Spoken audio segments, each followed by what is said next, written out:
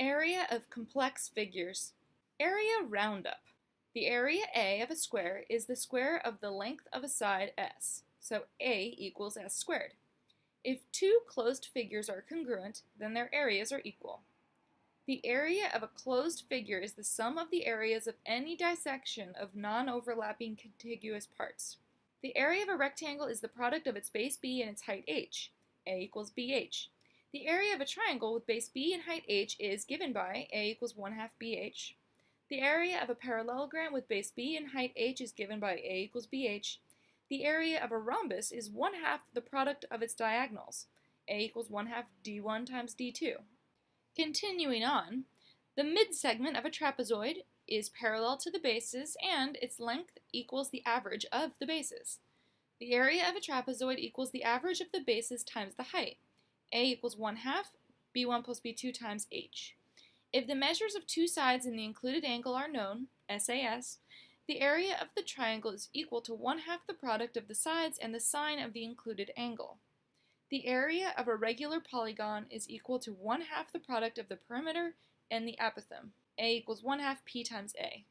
The area of a sector is given by theta over 360 degrees times pi r squared. Note, theta is the central angle of the sector measured in degrees. Area of complex figures. Using the postulates and the theorems, you can determine the area of lots of complex shapes. It will require some imagination, though. Dissecting a figure strategically is the skill to develop. There are an endless number of ways to dissect any figure, but only a few of these will prove fruitful in your effort to find the desired area. Here are two examples. This figure can be dissected with a vertical line into a rectangle and a semicircle.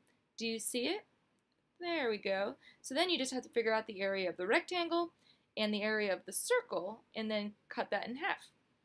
This figure is an isosceles trapezoid with 4 rectangles removed. So if you figure out the area of the whole trapezoid, then you just have to figure out the area of these 4 rectangles and subtract them. Dissecting a figure strategically is the skill to develop. There's an endless number of ways to dissect any figure, but only a few of these will prove fruitful in your effort to find the desired area. How might we dissect the pentagon ABCDE so that its area is easy to determine? Here's an example of a dissection of the pentagon.